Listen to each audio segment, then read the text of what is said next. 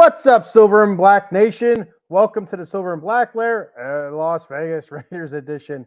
On this episode, I'll be talking Raiders defensive line. The last few weeks, I've been breaking down their defensive unit as a whole.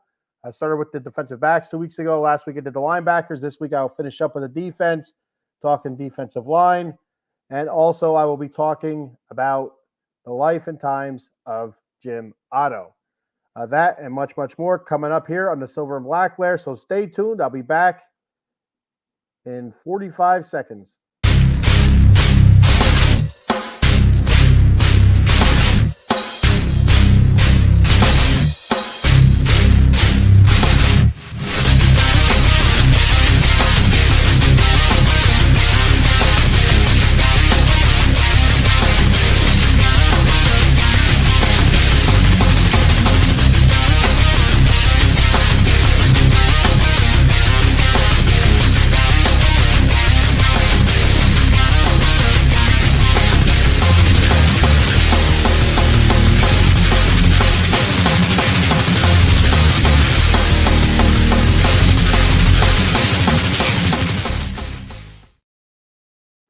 Good morning, Silver and Black Nation. Welcome to the Silver and Black Lair Las Vegas Raiders edition. Raiders.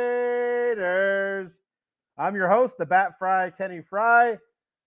And you know what day it is, right? It's Friday. Whoop, whoop. The weekend is here. Holiday weekend, 3-day weekend. There we go. At least for most of us. You know, some of you working stiffs have to work on a holiday. You know who you are, right, Mrs. Fry? My wife, Jen, unfortunately for her, she has to work the holidays where she works at. You know, it's just that is what it is.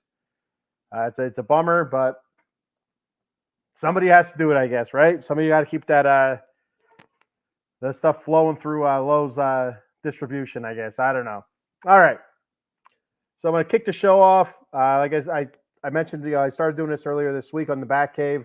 I'm going to kick the show off with out of the box scores.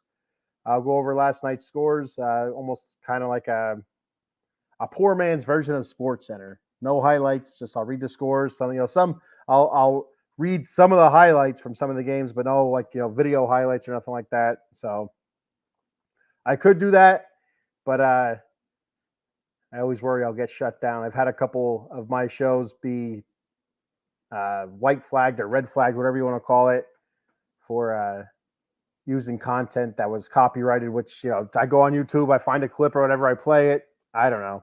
So it is what it is. Real quick, got a comment here from Adam Glenn, Adam the Answer, saying, what's up? You can check Adam out with us tomorrow night, Saturday night, with the Atomic Drop podcast, talking WWE wrestling. And we also have Eileen checking in saying, Friday. Yes, it is holiday weekend, so it's a very special Friday. And I'll tell you what, for all of you watching right now, all you guys out there watching, be careful out there. The 5-0s out there already. I seen that they were on my way home from work this morning at 6 a.m. They already had a few people pulled over. So be sure to give yourself a little bit extra time when you're going from, cookout to cookout, and take your time and don't drink and drive. Well, what's the slogan? You can't afford it, right? So, I don't know. All right. So, we're going to do the out-of-the-box scores from last night. In Major League Baseball, you had the Yankees shutting out the Seattle Mariners. What do you think about that, Eileen? Your Yanks shutting out the Mariners. Luis Gill, he only allowed one hit over 6 1/3 innings. He's now 6-1 with a 2.11 ERA. Good for Luis. It's a name that I've never heard of before, so that tells me that he's an up-and-comer, and he's pitching very well. It also helps you have a couple home runs from Giancarlo Stanton and Aaron Judge. That was Stanton's 12th of the season and Judge's 15th. Those guys are homering. You're going to win some games. Got a couple more comments here. We got Adam Glenn trying to ruin it for me here. I'm trying to read the scores here, Adam, give some highlights, but you're stealing my thunder, buddy. What are you doing here? Phillies swept the Rangers. I didn't get that far yet, Adam. Hell yeah, baby, for your Yanks. And he's on fire. Yanks are on fire. Yanks are playing good baseball too. San Francisco beat Pittsburgh 7-6. The big highlight from this is rookie pitching sensation for Pittsburgh for the Pirates, Paul Skeens. He went 6 innings, 6 hits, 1 earned run, 1 walk, 3 Ks. He now has a 2.25 ERA. Not your dominant outing as he's had his first 2 outings, but I'll tell you what, man, only 1 earned run over 6 innings pitched. You know, he did a hell of a job scattering people around, getting out of some trouble. A couple of that's great to see. You know, it's awesome to see your pitcher go out there and just dominate. You know, a bunch of strikeouts and a few hits, nothing big. But you also want to see how they deal with adversity. And Paul Skeens did a hell of a job, giving up 6 hits and a walk. So there's 7 base runners right there, being able to scatter them and not really find himself in a deep hole here on the scoreboard, only giving up that 1 earned run. So good for him. He looks like the real deal. And like Adam Glenn alluded to, the Philadelphia Phillies beat the Texas Rangers 5-2. So that was a sweep of that 3-game set. Defending World Series champions getting swept out of Philly. Wheeler, now 6-3. He won 7 innings pitched, 5 hits, 2 earned runs, 2 walks, 5 Ks. Now he has a 2.53 ERA. He got home runs from JT Realmuto and Nick Castellanos. The Padres were able to beat the Reds 6-4 in 10 innings. The Braves shut out the Cubs 3-0. The Oakland Athletics, soon to be Las Vegas A's, were able to beat Colorado Rockies 10-9 and 11. Now, you'll say what you want. I know I was busting their balls on Wednesday when I talked about the Who Gives a Shit series. A's and Colorado, 2 of the worst teams in the league. That's 10-9 and 11 innings. It's a pretty exciting game. You have Toronto beating Detroit 9-1. Kevin Gausman, he struck out 10 in 6 innings pitched. He's now 3-3. He only gave up 1 earned run in that game. His ERA up in the mid-4s right now. He got 3 home runs from this offense. He got home runs from Kiner Falefa. Speaking of Yankees, Kiner Falefa, that's his 3rd. Vlad Guerrero Jr., his 5th, and Varsho's 9th.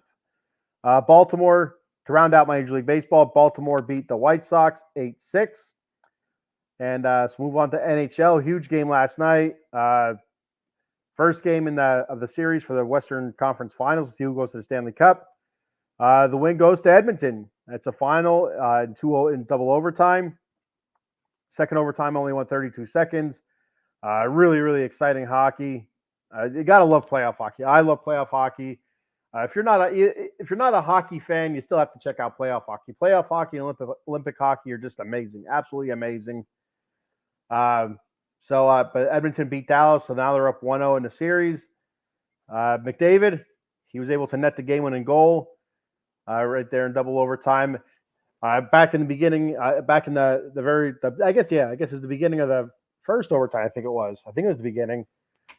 He was charged with a double minor, a high stick to the face of a Dallas player, caused a little bit of leakage from the dude's face and some blood. So that got Connor McDavid a 4-minute penalty, a double minor that the Edmonton Oilers, to their credit, were able to kill. And credit Stuart Skinner. I was on here bashing Stuart Skinner the other day. I think it was yesterday when I was talking. Yesterday when I was talking Stanley Cup playoffs. I was bashing Stuart Skinner. He's the weak link, blah, blah, blah. Well, I'll tell you what, man. He showed up. 31 saves for Stuart Skinner. Edinger was absolutely fantastic last night. 35 saves. Dude was outstanding. It's a bummer he had to lose that game. The Oilers got goals from Draisaitl, his 9th of the playoffs. Hyman, his 12th of the playoffs. I made it 2-0. But then the Stars in the second period got a goal from Seguin, and they also got another goal from Seguin in the third to tie it up. And like I said, double overtime. McDavid gets that game winner 32 seconds into the second overtime. In the NBA last night, Boston takes a commanding 2-0 lead in their series over the Indiana Pacers.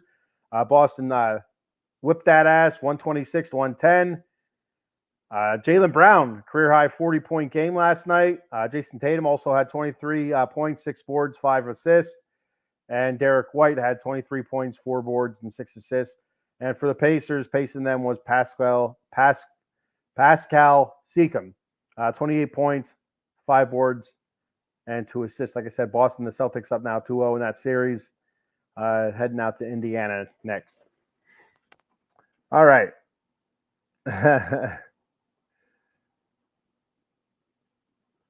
Adam, the answer says the Phillies sweep should be the first score. Well, to be honest with you, Adam, I just go off of what ESPN had, how they have their scoreboard lined up, and so I just start writing scores down. I read the game recaps, and I kind of decide what goes into a little quick highlight or snippet. And the Phillies happen to be the third score. I think it goes by what time they start. All right, we got Big E's podcast. There we go, Big E's podcast. This is Nick Reinert's friend. So Nick Reinert is my nephew. So nice of you to check the show out. The Big E's podcast. What is that? Do you have a podcast yourself? Nick Reinert's friend, Big E. I guess you are. I guess you'd be Big E or Big S. I don't know. Do you have a podcast? What is your podcast? What do you talk about? Is it gaming? Because I know he has a whole gaming thing going on there. Let me know. I can shout it out here and get you some subscribers maybe. He's a bad boy. Yes, Nick is a bad boy, I guess. Whenever I'm around Nick, he's super quiet. That's all I know. He doesn't talk a whole lot. But then I see videos, I see clips that say otherwise. Out of the Box Sports Entertainment says, "What's up, buddy? Nice shirt." There we go. We got a brand new shirt here. I don't know if you can see it. I'm going to bring it up closer. The official Out of the Box Sports Entertainment t-shirt. If you want to get your very own, hit up our boy Paul Spencer, and he will tell you how. We're working on some t-shirts for our shows as well. So good stuff here. But yeah, very, very nice. Out of the Box Sports Entertainment. Got the little microphone gimmick in there. Good material. It's a regular t-shirt. A working man's t-shirt. That's what I'm talking about. Nothing fancy. No breathable crap or whatever. Working man's t-shirt. It's what we need around this place. American t-shirt. That's what this is. Straight out of America. Working man. All right. That's enough of that. All right. So let's move on to Las Vegas Raiders. Some Raider talk here. Like I said before on the opening, the last couple of weeks I've been going over the Raiders defense. 2 weeks ago I did the defensive backs. Last week I did the linebackers. So this week I will round it out, close up the defense with the defensive line. The biggest part, the heart of our defense, our defensive line, the catalyst for our defense, the most talented part of our defense as well. Our defensive line is outstanding, and it all starts with Max Crosby. I mean, be honest. It all starts with Mad Max. Even when we had nobody else to rush with him. We had Chandler Jones. We were expecting huge things out of Chandler Jones a couple of years ago. 2020, was it 2022? Yeah, going into the 2022 season, expecting huge things out of Chandler Jones. Well, it kind of fell flat. By the end of the season, he was playing better under Josh McDaniels. So we go into the 2023 season. Right before the season, the dude has a mental breakdown, and all sorts of things happen. He ends up getting cut, released, whatever it was, I don't remember if it was a cut or release or whatever. But he was let go. That's what I'm trying to say. The man was let go for all sort of lunacy that he had going on there. It seems like the last I heard, he is doing much better. He's kind of getting his head on straight and stuff. But that was the guy that's supposed to sit opposite a Max Crosby and really create a collapsing pocket on the quarterback, give the quarterbacks no time to throw, help out our secondary and our linebackers and stuff. It just didn't happen. So the Raiders went ahead and draft Tyree Wilson. Tyree Wilson being a rookie. And so it's something I talked about last year a little bit when Tyree Wilson wasn't really producing at a first-round draft pick type level. He came into the season already injured from college. He had foot surgery in the offseason before preseason camp with the Raiders. And he just never materialized into what you think a first-round draft pick would be.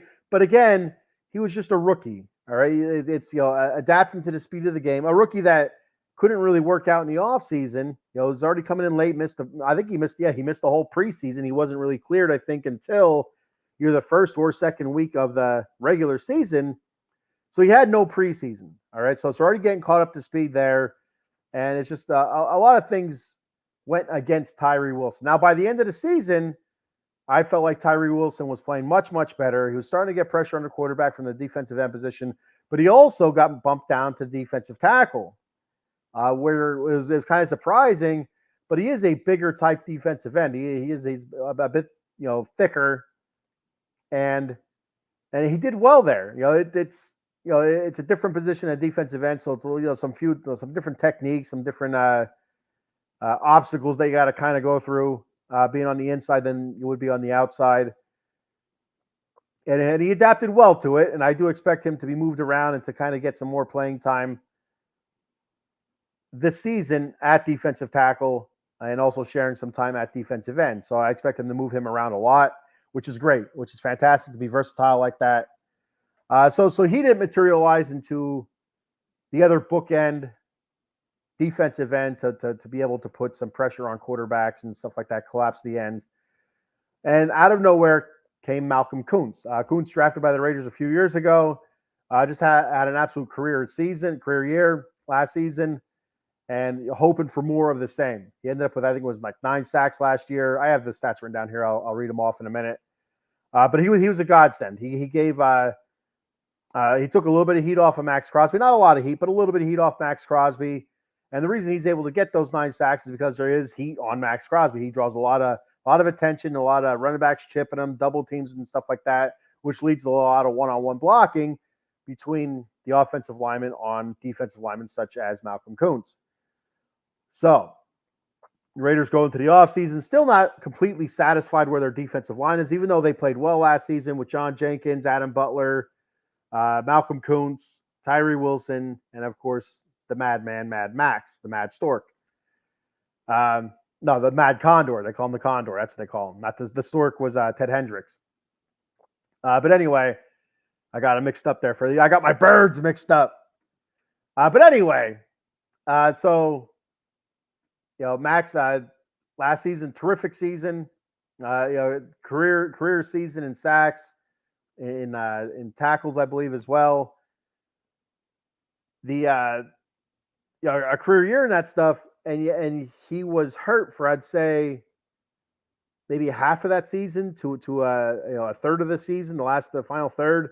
I mean, there was a point where he was rushed to the hospital with an infection in his knee, and there was a chance that obviously whenever there's an infection, there's a chance you could die, but there was a chance that he could be in some serious trouble, physically with that infection, and he still played the freaking game. He missed a week of practice, of course, spent a few days in the hospital, came to that game. They weren't going to clear him to play. He said, "You're clearing me to play. I am playing today." And he played. He did get yanked. I believe it was that game. I think it was in the fourth quarter, and the dude was super hot. He was pissed coming off that field, and he let I think it was AP. He let AP know about it. And AP said, "I just brought you out for a break for a couple snaps." He said, "You're going right back in. I'm not sitting you." And that's exactly what it was. They put him right back in the game. He went out there and just continued to dominate on one leg. So coming into this season, Max had off-season surgery. So now you're getting a fully healthy 100% Max Crosby to start. That's exciting. That's very exciting. He plays by far the most defensive snaps of any defensive lineman in the league. 95, 96, 97%, somewhere in that range, somewhere right there. Absolutely outstanding. And he is the leader of our defense. He is the catalyst. He's the jumper cables, if you will, of our defense. He gets everybody going, the intensity, the attitude of just go. Max is the end all and be all of the Raider defense. And then, in my opinion, the Raider team. He is the unquestioned leader and captain of this team, in my opinion, anyway. All right, so looking at the defensive line here, some stats. Max Crosby, 14.5 sacks last year, 90 tackles, 55 of those were solo. All 3 of those, I believe, are career stats for him. 23 tackles for loss, 31 quarterback hits. Insane. He finished 4th in the Defensive Player of the Year voting. He did not get one. I don't think he got one first place vote, or he did not get one vote. I don't know. Whatever it was ridiculous. Second team All-Pro. Nothing to sneeze at. Third straight Pro Bowl. Like I said, high motor, relentless, ruthless, tenacious, all those. It's just a Mad Max, right? Mad Max. That's who he is. I got a comment here. Adam Glenn. How many games will the Raiders win? So Adam, I did their prediction the other day. I'm going to go back to it. I think I had them at 10-7, but I'm going to go back to it just to make sure. Yes, I had them at 10-7. So that's what I think. And actually, to be honest with you, I thought I'm like, I'm sounding like a homer here. I don't want to. People think I'm just, give Raiders wins, willy-nilly wins everywhere. But I heard a couple other people giving them the same exact record. So I'm comfortable with it now. All right. So we have Max on the outside there, and they also moved him to the inside. They moved him around a lot. They had him where he's standing up. You don't know where he's coming from, and all sorts of stunts and stuff. I absolutely love what they did with Max when AP took over. Great stuff. Patrick Graham, awesome. Once he was able to do what he does, Patrick Graham, and actually coach the defense and open it up a little bit more. We've seen a lot of great things out of that defense, especially the defensive line.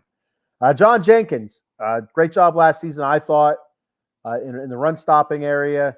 I really clogged the middle up. Big dude, big body, 6'3", 327 pounds. The only knock on him right now, in my opinion, is he's 34. So he's going into his 35-year-old season. Let me fix myself here. He's going into his 35-year-old season. So he's getting up there in age, but he has a couple years left yet. Last season he had 1 sack, 1 fumble recovery for a touchdown, 144 yards. So good for him there. 61 tackles, 24 solo tackles, 4 tackles for losses, and 2 quarterback hits. So he's not your get up field kind of defensive tackle. He is your quintessential clogging nose guard, defensive tackle, nose tackle kind of guy that just creates a big mass in the middle. It also takes on blocks to open up lanes for your linebackers. That's huge there for guys like Robert Spillane and Divine Diablo. And the newest Raider, Christian Wilkins. Raiders picked him up as an unrestricted free agent this offseason. Last season with the Dolphins, he had 9 sacks, 65 tackles, 38 solo tackles, 10 tackles for loss, 23 quarterback hits. From the defensive tackle position is awesome. So I expect more of the same out of him this year, especially with Max on the outside. Who are you going to block? He's 6'4", 310 pounds. And so a lot of things I've been hearing about Christian Wilkins. Again, I'm not a Dolphins fan, so I don't watch a whole lot of Dolphins games. Everybody knows who Christian Wilkins is if you're a football fan. You've heard of the name. You know what he's about. So he's one of those guys out there. He's a talker. The dude's he's out there talking. I don't know. I don't know if you want to call it trash or not. They call it trash, but trash talking. But a lot of it just seems funny. It seems funny. So I don't know. In my eyes, trash talking is supposed to make you mad. I just don't see how you can be mad at it. A lot of it seems to be comical. But anyway, he's another guy, high intensity, high motor. Out there every single play. So we have 2 guys on a defensive line like that, and a third at linebacker, and potentially a 4th at linebacker if Tommy Eichenberg is able to claw his way into the lineup there. So watch out, man. If we can get those guys all in sync, you're going to have a lot of dogs on that defense. Absolutely, I'm really excited for this defense. This is probably the most excited I've been for a defense probably since the early 2000s, late 90s, early 2000s was with Seawood and Greg Beekert and stuff like that. Guys like that on the defense. Who else was on that defense? Jesus, I can't remember. Was Eric Allen on the defense then as well? Who else was that? I'm trying to think defensive line, but I cannot think of anybody right now. And yeah, the thing is, if I seen their picture or whatever, I'd know. Oh yeah, that's right, him. This, it's right now I can't think of anybody else. But yeah, mainly led by Charles Woodson and Eric Allen and Greg Beekert there at linebacker. So really excited. Christian Wilkins, and then of course, like I mentioned earlier, Malcolm Kuntz, had his coming out party last season. So hopefully he can continue that success into this season. Last year, he had 8 sacks, 43 tackles, 32 solo tackles, 9 tackles for loss, 17 quarterback hits. And he didn't start or play in all 17 games. I think he started in 11 of those games. He did play in 17, but he only started 11 of those games. So before that, he's getting, just, snaps here, snaps there. But then after that, he saw a lot of playing time with those 11 starts and did a hell of a job. And he's young. The Raiders just drafted him a couple of years ago, 25 years old. He's 6'3", 250 pounds. Was a linebacker before he became a defensive end as well. So the dude has speed. Tyree Wilson last year, 3.5 sacks, 29 tackles, 16 solo tackles, 2 tackles for loss, 8 quarterback hits. 23 years old, 6'6", 275. So he's a big dude. Not your prototypical type defensive tackle, but he's a defensive tackle. He's going to wreak a lot of havoc there in the middle, just because of his speed alone. And he's a strong guy. He's a big guy. So tall, so knocking passes down. So I do expect them to use him a lot at defensive end. I expect him and Malcolm Kuntz to kind of split time. But I also do expect them to move him down to defensive tackle, especially like on 3rd and longs. Really get a push-up field. Malcolm Kuntz, Tyree Wilson, Christian Wilkins, and Max Crosby all rushing upfield. Come on, man. That offensive line doesn't stand a chance. You got to keep a tight end, 2 tight ends in a back. You're only going to have one guy out there in a route. It's very exciting stuff. Exciting. Adam Butler, who I really dug last year, I thought was great. I was so happy the Raiders brought him back. Him and John Jenkins, to be honest with you, but more so Adam Butler. I thought he had a terrific season last year. I don't think he gets a whole lot of credit. John Jenkins gets a ton of credit, much deserved. But I think Adam Butler just had just as good of a season as what John Jenkins did, just in a different type of way. Whereas Adam Butler was more of your pass rush defensive tackle. Not as big as what John Jenkins is. Adam Butler, 6'5", 300 pounds. It's almost comparable to what Tyree Wilson is. A little bit bigger weight wise, but height wise and stuff like that, not that far off.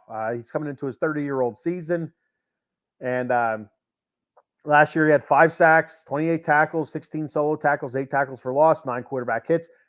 Great job up the middle. I do believe that, I think it was this one, that touchdown that John Jenkins scored on the fumble recovery, the fumble was actually caused by Adam Butler. I believe that was that play against the Kansas City Chiefs, but I'm not 100% sure. Memory's not all that great. But I expect huge things out of Adam Butler. Unfortunately, with Christian Wilkins being there, he's going to see a decrease in playing time, and also a couple of younger guys right behind him. So he's going to have to really, when he gets the opportunity, he's going to have to really show out to get more playing time. We're pretty deep on the defensive line, I feel like. So moving on from that, we have Byron Young, who's a kid we drafted last season, did not get a whole lot of playing time last year. For one thing or another, whether it was injured, I do believe he was injured also coming into last season from college, or just wasn't up to par yet. Just still working his way up. Again, a rookie. He was a late round draft pick. I don't remember exactly which round it was. I think it was 3rd or 4th round. So he just wasn't ready yet. He and Nesta Jade Silvera, he's another one who didn't get a lot of playing time that could really factor in this year. Because I believe both those guys are very talented. I do believe the Raiders, think really highly of, especially Byron Young. They're expecting a lot out of him. So I do expect to see him a lot more this season than we did last year. He only had 4 tackles last year, and all 4 of those were solo, and that's it. That's it. He only got in a couple games. That's the Jade Silvera. I think he got in 2 games. I think one of those was just special teams, and the other one he did come in at defensive tackle. But I think he got hurt right away. I think it was like a play or 2 in, had a beautiful play, a beautiful tackle, but that was it. Byron Young is 23, coming to his 24-year-old season, 6'3", 292 pounds. Nesta Jade Silvera, 6'2", 315 pounds coming into his 24-year-old season. So super young guys. Really exciting. We picked up a couple unrestricted free agents, undrafted free agents. That's what I meant to say. Undrafted, unsigned free agents. I'm not going to really get into those guys. There's a whole pile of them. But you can see our depth chart right up here, the first and second teams up here on your screen. Janarius Robinson, to be honest with you, I don't know a whole lot about him. I don't expect to see him all that much, either, with Max Crosby being out there 95, 96, 97% of the snaps. You're not going to see him unless there's major injuries. Same thing with Ellerson Smith. We did see Ellerson Smith, I do believe, last season a little bit. So the name is familiar to me, but I don't expect to see him a whole lot either, especially with Malcolm Kuntz at defensive end, and also Tyree Wilson, who's going to be bouncing back between defensive end and tackle. I do believe that's what the Raiders are going to do with him. That's what I think they should do. So the defensive line is, like I mentioned earlier, is defense's strongest and best group, with the likes of Max Crosby and Christian Wilkins pushing the pocket. I'd expect big numbers from Kuntz, Tyree Wilson, and to a lesser extent, Adam Butler. With those guys getting all the attention, Christian Wilkins and Max Crosby getting all the attention, it should lead to a lot of opportunity for some big stats and big numbers from guys like Malcolm Kuntz, Tyree Wilson, and potentially Adam Butler, who I said is more of a pass rushing defensive tackle than what your prototypical defensive tackle like a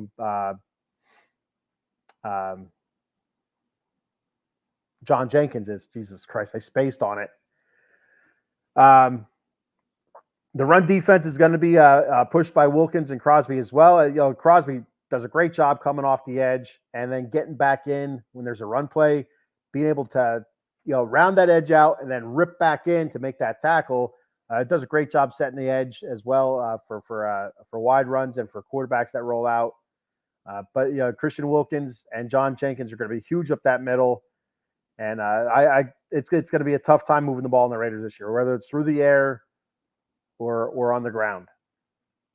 I believe John Jenkins and Byron Young will be huge. I believe John Jenkins will stand out this season, clogging the middle and cleaning up after the initial rush.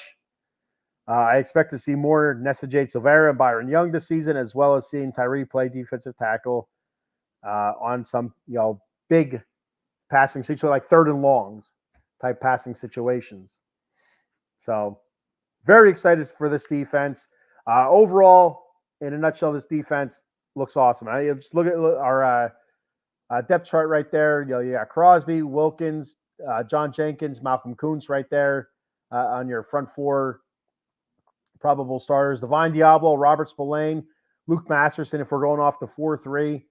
If we're going off the 4-2-5 nickel package, then I'd expect it to be Divine Diablo and Robert Spillane.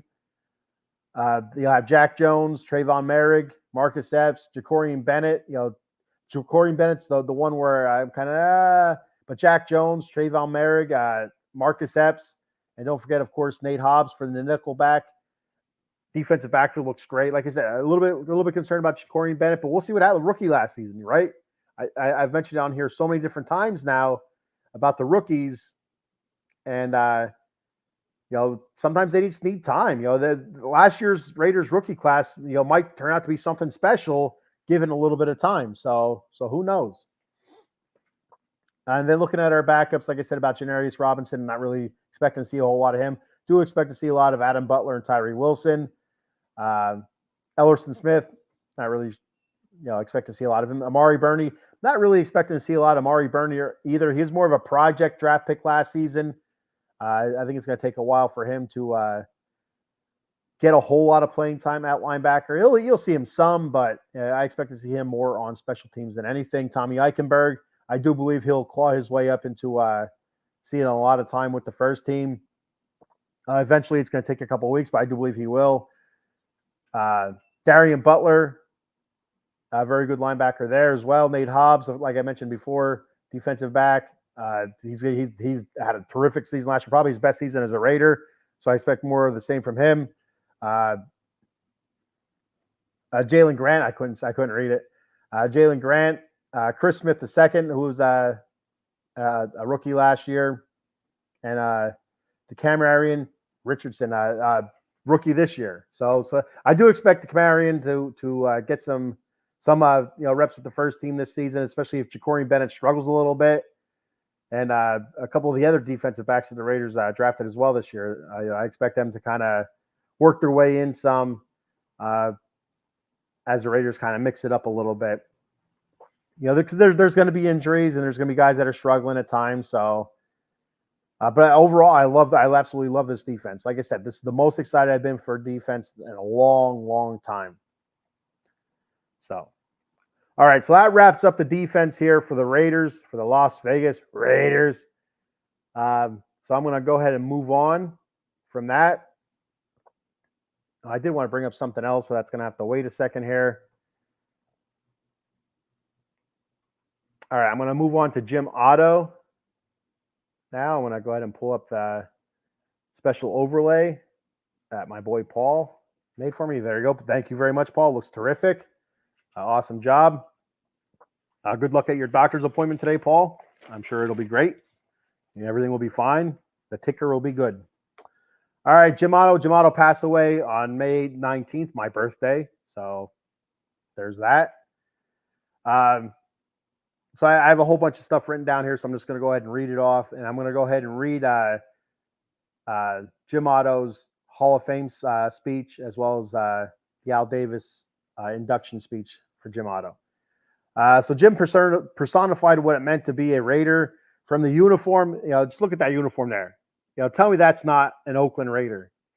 It's right there. You had the big bucket helmet, because he had a big ass head. You got the neck, the horse collar, neck collar there.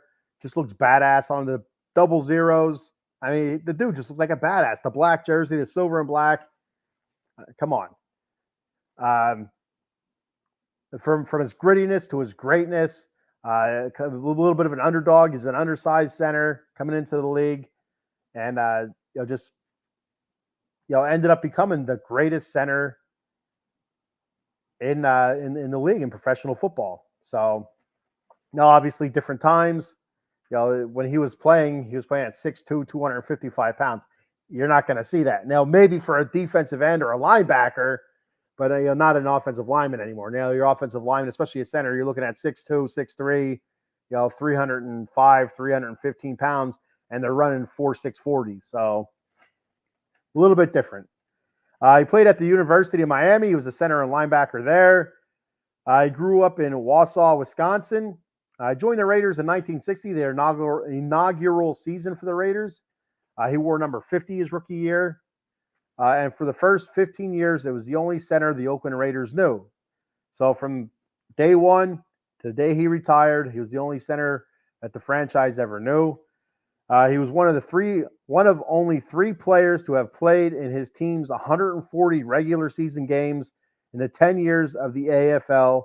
He was named All-League every year of the AFL's existence. Amazing. He was all NFL in 1970 and 71, second team in 72, which all NFL is basically your Pro Bowl. But back then it was still AFL, NFL, so it wasn't quite together yet. He was named to the all-time All-AFL team in 1969. He participated in all 9 of the AFL's All-Star games, or you figure a Pro Bowl, but they were called All-Star games back then. And in the first 3 NFC, AFC Pro Bowl games. Never missed a game. He started in 210 consecutive regular season games and played in 308 games overall as an Oakland Raider. With Oakland, he won 7 divisional championships in an 8-year period from 67 to 74. Won an AFL championship in 1967 against the Houston Oilers, where they went on to lose in the Super Bowl that year to the NFL champion Green Bay Packers. That was kind of, you still had your AFL and NFL. The winner from the AFL would end up facing the winner of the NFL, and they'd call it the Super Bowl. So that was Super Bowl II. They lost to the Green Bay Packers. I don't remember the exact score. For some reason, I feel like it was like 32-17 or something like that. It just did not go well for the Raiders that day. He was named center of the NFL's 100th anniversary All NFL team. Lost 5 AFL, AFC championship games to eventual Super Bowl champions. And those teams were the Jets, Chiefs, the Baltimore Colts, Miami Dolphins, and the Squealers. All those teams go on to win the Super Bowl the years the Raiders lose to them in the championship games. I don't know if those were consecutive games or not, but they're 5 AFL, AFC championship games that he lost. He was a part of the Sea of Hands game against the Dolphins. Also, the immaculate reception game on the wrong side of the game on that one. The Raiders losing that game in Pittsburgh with the immaculate reception. The Sea of Hands game against the Dolphins, that was the Raiders' win. Last second play. On the sadder side of it, he had 9 knee surgeries while playing, and overall had 28. A couple knee replacements, artificial knees. He ends up having his leg amputated due to infections and disease in his knee. And that's the sad part of it. I know the last time I seen a video of Jim Otto, he was in a wheelchair, not looking great. I feel like it was last year sometime, but I could be wrong. He was the first Raider inducted into the Pro Football Hall of Fame in 1980. Another great distinction there. With that being said, I'm going to go ahead and read his Hall of Fame induction and Hall of Fame his enshrinement speech, and also his speech. So the presenter was Al Davis, who's enshrined or presented for more players than anybody else. The Raider players loved Al Davis. It just if they could pick anybody, that's who they picked to present them into the Hall of Fame. All right, so this is Al Davis's words. So bear with me. This is really cool stuff. I heard this stuff the other day on Locked On Raiders podcast, on the Locked On Raiders, on the Locked On Podcast Network. I'm like, you know what? I want to read this on my show. I'd rather show the video, but again, I worry that it'll take it down for copyright and so I'm just going to go ahead and read it off. I'm not going to do an Al Davis voice because it's going to take forever for me to get through it then. So this is Al Davis speaking. Thank you very much. For 2 memorable decades, the last 20 years, the Oakland Raiders have had the greatest players, the greatest coaches, the greatest plays, and performed in the greatest games ever played in the annals of sports. During the period of 1960 to 1974, the Oakland Raiders had the best record in professional football. Among the greatest players, the quarterbacks during these years were names like Flores, LaMonica, and the legendary George Blanda. And also Stabler. But there was one constant, one center, one captain, one original Raider who started in each of the 210 consecutive regular season games during those 15 years. His name was Jim Otto. His number was 00 for 13 straight years. From 1960, he was All-Pro, the only All-Pro center in American Football League history. Now think about that. The only All-Pro center in AFL history. Amazing. Followed by 3 years as an All-Pro center of the American Football Conference following the merger with the NFL. He played in every one of the 9 American Football League All-Star games and in the first AFC NFC Pro Bowl games. He had played and started in 308 consecutive games as a Raider. This long reign included 73 preseason contests, 210 regular season games, 13 postseason games, and 12 all-star contests. Commitment to excellence, pride, and poise, the greatness of our football team were not only exemplified by Jim Otto, but for more than a decade, he was a standard of excellence by which centers were judged in professional football. He was the most honored offensive lineman in the history of professional football, but statistics are just a measure of accomplishment, not really the measure of a man. If it is true the great men inspire in others the will to be great, that alone qualifies Jim to be a great man. He had courage in spite of his first injuries. His loyalty, devotion, and dedication still carry on in Oakland and reach the rewards of victory. While the word company man has a bad and good connotation, Jim Otto was an organization man. He played football for the organization. He wanted to win for the organization. Plain old-fashioned wholesomeness was not past. He was an organizational dream. The enshrinement here in Canton of Jim Otto was like a reaffirmation of the values and virtues of what it is still the American way of life: religion, family, and country, as he preferred them in that order. And the virtues and the fires that burned brightest in him for the great love and enthusiasm he had and has for the game of football and for everyone and everything in life. He loved the AFL, of which he had found original and some of the legendary heroes of that greatly. Lamar Hunt, John Madden, Ben Davis, and to name a few, are here today. He loved the Oakland Raiders and he loved the game of football, but the important thing was he established all of them to a degree never surpassed. I love to come here to the hall. I have done it many times and walk through the exhibits to pay tribute to the great men who we idolize as youngsters and still idolize today. Included in this great class, Adderley, Jones, Lilly, and Otto. I would sign them all today if I could, and we share in their glory. It brings a realization, and I have said this many times, of a debt we owe to them and firm resolution that we will never forget that debt. Jim Otto, the caisson has stopped rolling. The cannons are still. The playing field is quiet. The crowd no longer worries. The silver and black uniform is retired.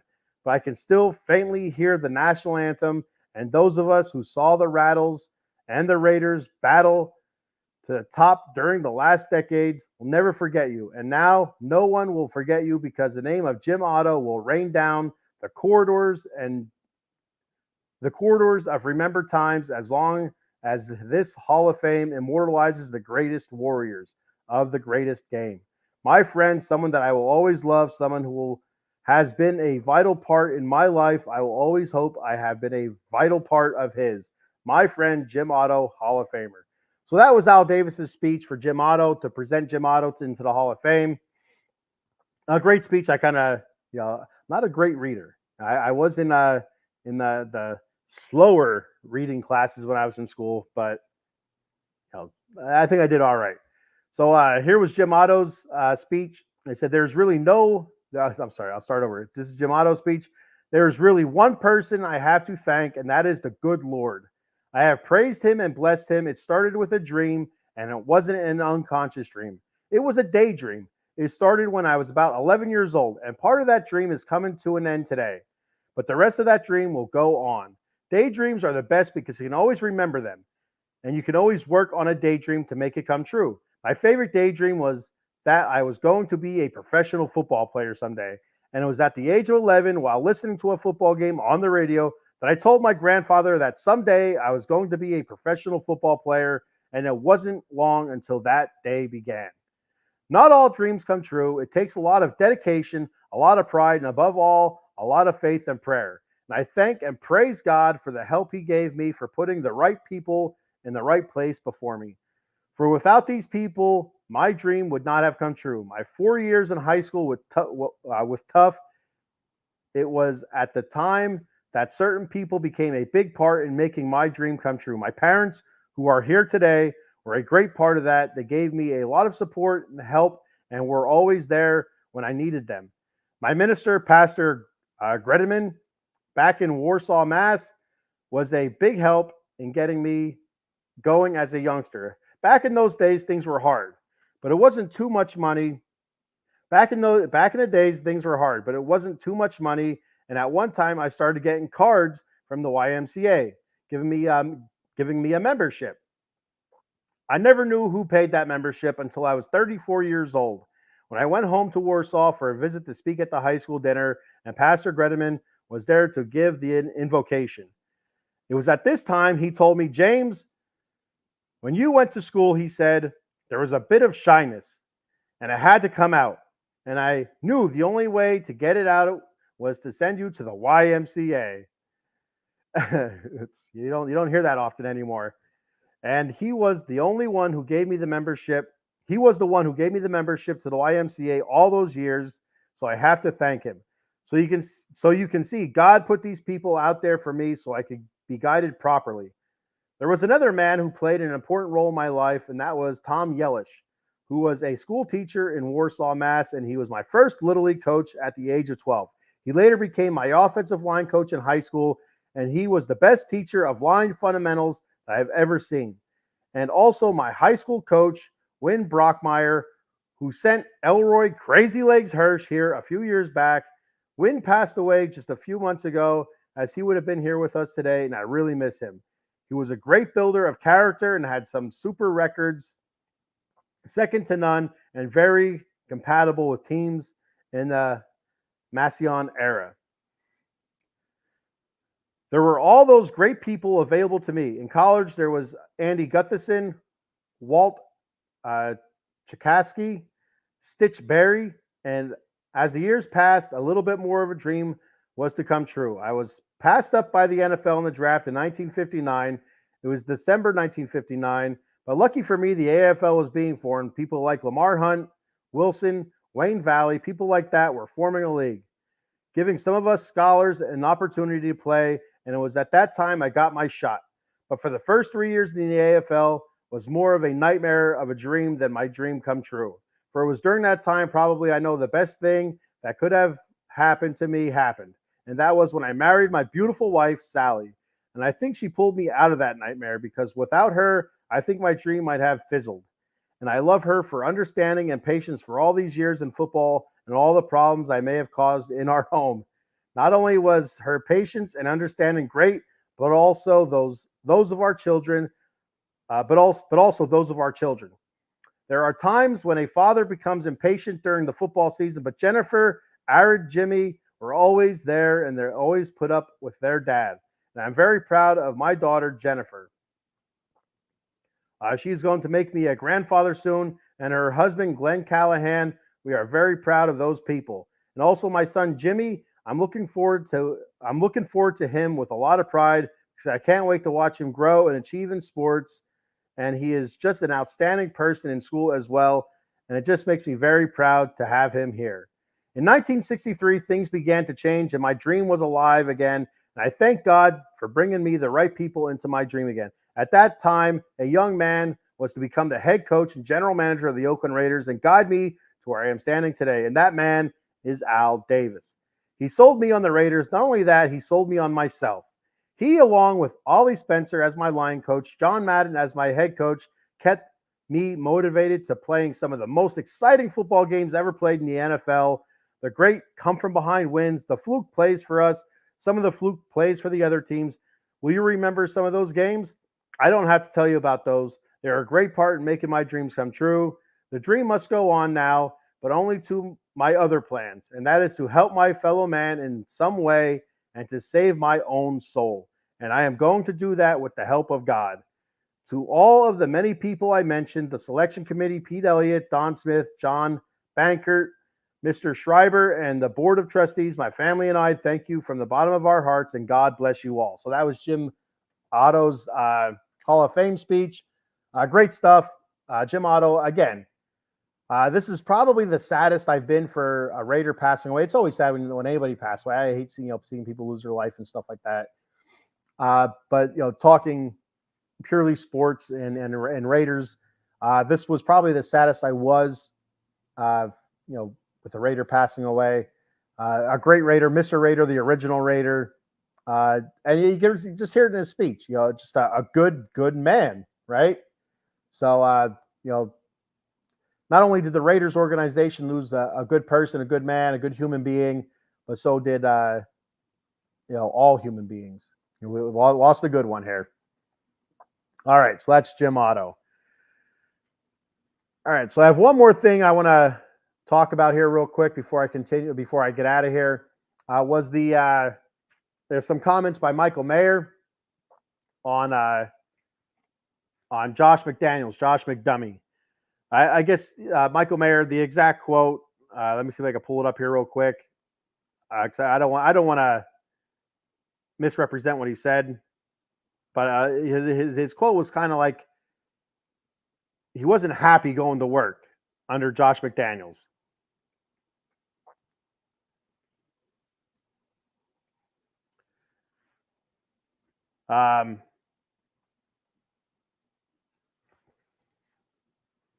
As we see here. I gotta find it. I gotta find it. I ain't gonna find it. All right. Well, anyway, I wanted to write it down, but I forgot all about it. But basically, he said, coming into work under Josh McDaniels was a nightmare. He hated coming into work. Hated going into the facility every day, just because it was just, Josh McDaniels is so overbearing, so stuck in his way. There's no give. It was all, push, push, push, no give, no feedback. Like he would not accept any kind of feedback or whatever. He would not, take the reins off of Michael Mayer. And it wasn't until after McDaniels was fired on Halloween where everything kind of just relaxed, and you felt that whoosh, that fresh air come through, and everything's kind of like a reset button. So basically, it was him saying that he didn't like playing for Josh McDaniels, which we've heard from several players now. So I would not expect Josh McDaniels to ever get a head coaching job again. If he does coach again, it would be probably as some sort of coordinator or whatever, a quarterback coach or something like that. An assistant head coach, he's not a head coach. We'll call him an assistant head coach to make him happy, kind of thing. And also another thing that kind of pisses me off about Josh McDaniels, not only the ouster of Derek Carr. I love Derek Carr, big Derek Carr fan. I'm not going to sit here and harp. It's a business. It is a business. Derek Carr moved on then, and it is what it is. But he gave Aiden O'Connell the number 4 to kind of piss off Derek Carr. I think why, I don't know. You're putting all this pressure on a rookie. First off, by putting the 4 on him, Derek Carr had a legendary Raider career, statistically anyway. He also had a lot of great comeback wins and stuff like that, but it never translated into postseason success. So we all know that, right? We all know that. That's why a majority, or not say a majority, that's why there's a lot of Raider Nation that doesn't like Derek Carr, just because of the lack of success, postseason or wins, period. So, but still, he had a legendary Raider career.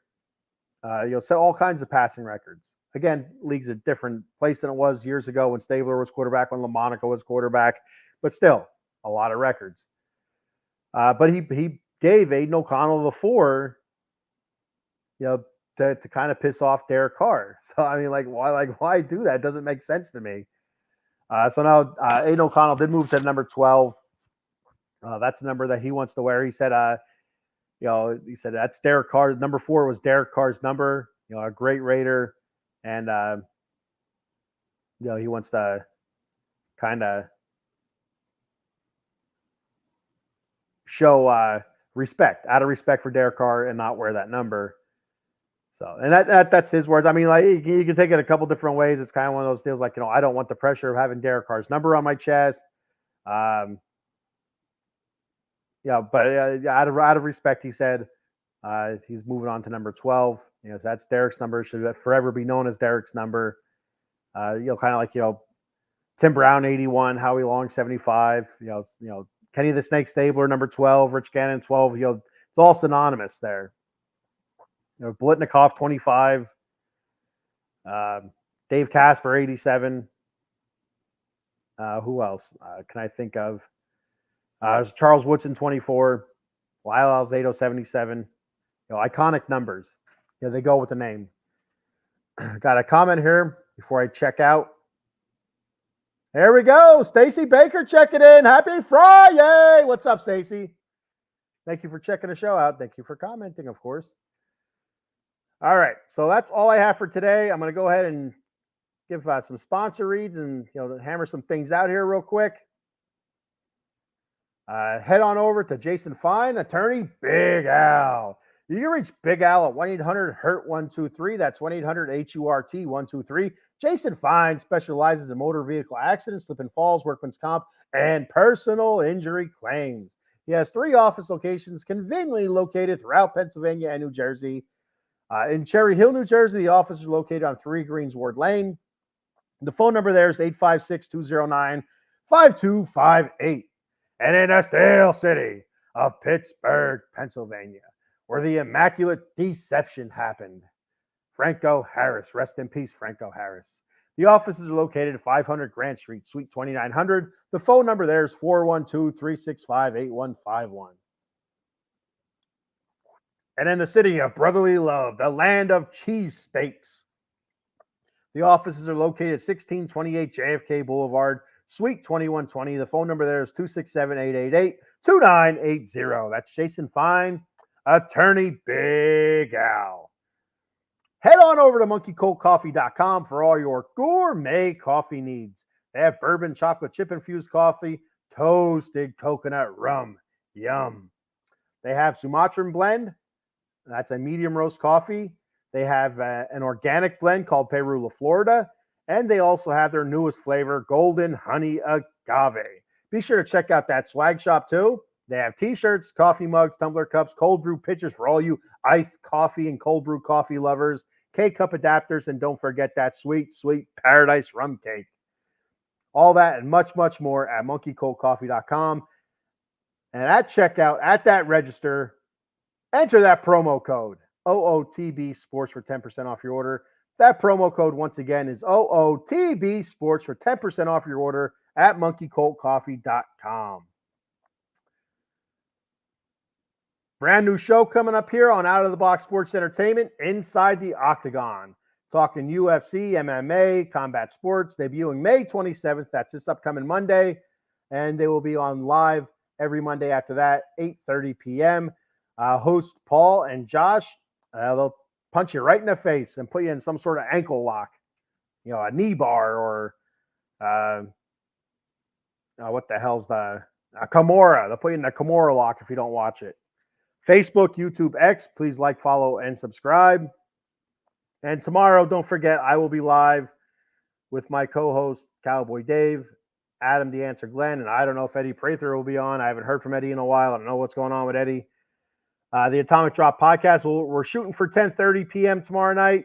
That's what we're shooting for. I'm going to a local indie wrestling show, so there is a chance that I will be home in plenty of time to go live at 10 p.m., but if not, it's either 10 or 10:30, so stay tuned for that.